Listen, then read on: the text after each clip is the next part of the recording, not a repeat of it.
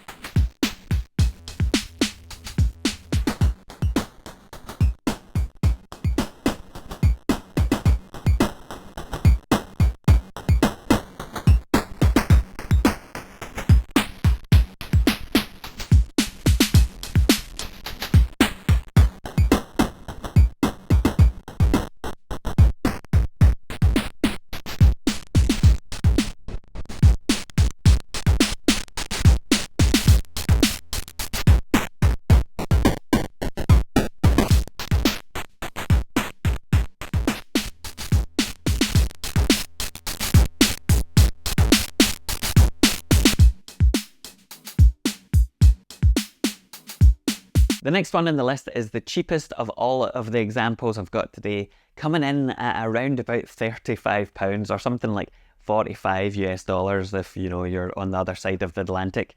And I have to say it's actually pretty surprisingly good. This pedal is called the Anmoon AP13 American Sound, although it is available under various different names as well, including the Joyo JF14.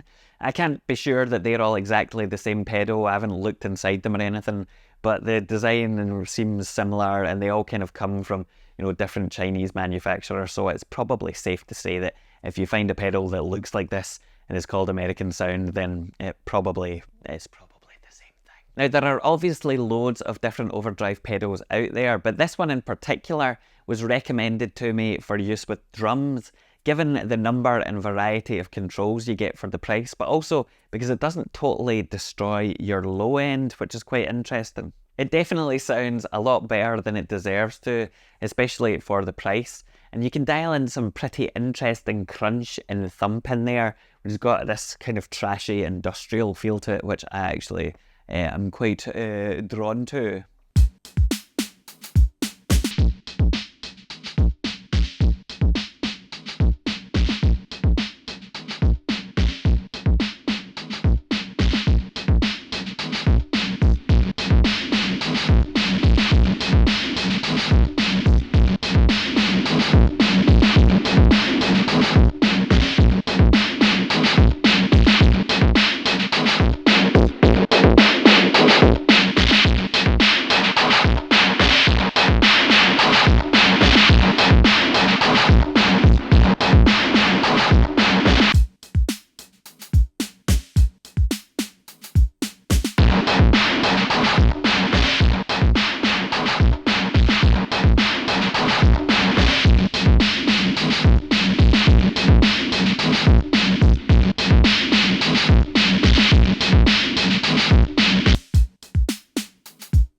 This next pedal is a wee bit of a wild card for this selection. It is the beautiful Spaceman Artemis, which is a mono modulated filter. This is one of the more premium pedals on the list. It comes in at about 300 US dollars. It's got a really nice design with this beautiful, you know, wee jeweled thing that shows you when the light, or the effect I guess I should say, comes on, and a really cool wee silvery bag to match the Spaceman theme, which I really appreciate actually. It's just a nicely designed thing. This pedal has got a whole host of different modulation possibilities for the filter, which I believe can also be controlled over CV, and drums aren't really the most natural thing in the world to use with it. However, you can dial in some really pretty interesting sounds, and also actually if you just use this as a kind of EQ or tone shaper, then I found that I could really thicken up my drums to a nice extent. So, I mean, see for yourself, or hear for yourself, I guess, because this is a video. I guess you are seeing it for yourself. I'm going to stop talking. Just watch the fucking thing.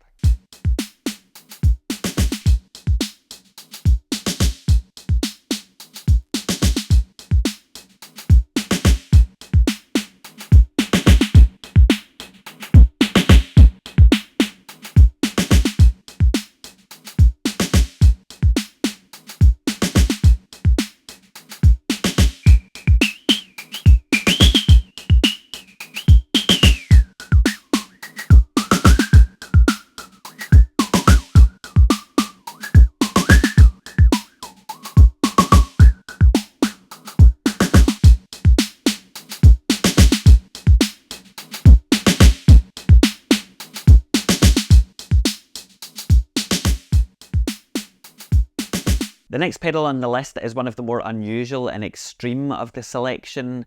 It is Montreal Assembly's PURPLL, or PURPLL as I guess it's probably called.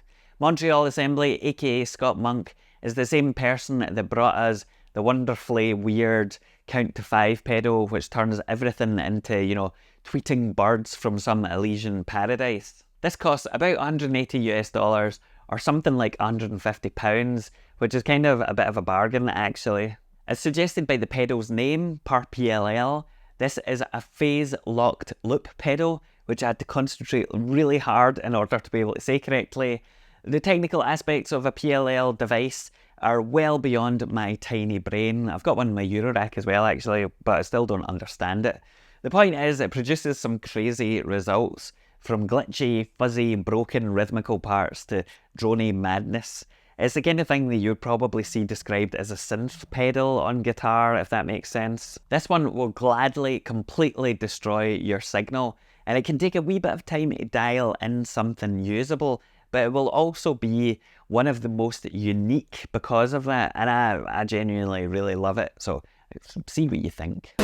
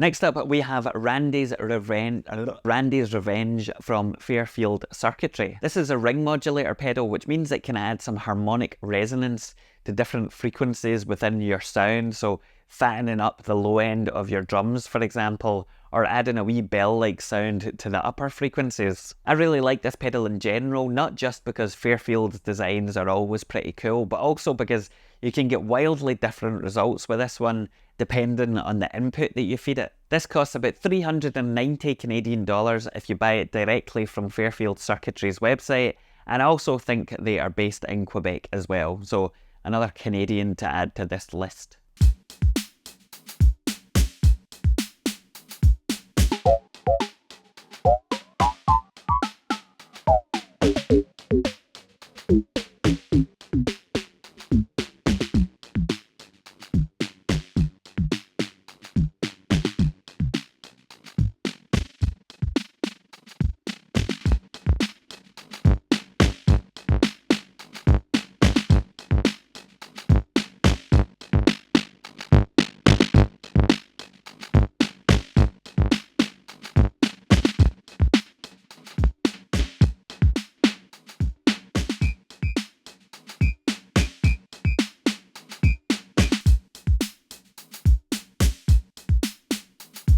For the final experiment, we now have Screen Violence from Old Blood Noise Endeavours. This is a pedal that I've already done a whole video talking about before, but it is effectively a modulated overdrive and delay reverb chorus type pedal in one, where you can choose the order in which the effects run into each other for some really pretty cool results on synths especially. This pedal has got stereo I/O, which is a particularly nice touch, and it can really thicken up your sound. Even though I've been using this pedal fairly extensively over the past few months, I hadn't really used it a whole load with drum parts. And throughout this experiment, I have realised just how good it can sound with the rhythmical elements. So hopefully you'll see that for yourself in a minute. These cost $280 from oldbloodnoise.com, but obviously there are distributors everywhere. You can go buy them from there in your local currency. I don't know why I'm telling you this. You know how commerce works, but fuck it, that's the kind of thing we have to do.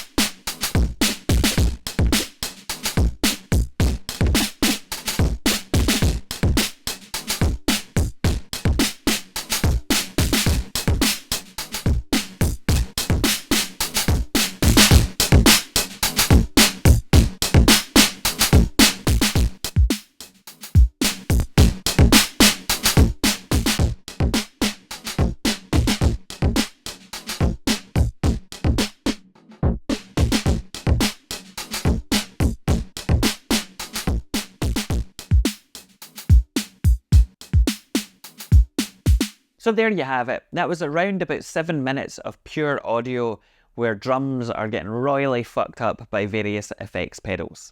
I think that my personal favourite, at least in terms of what I'm most likely to use commonly, would be Screen Violence.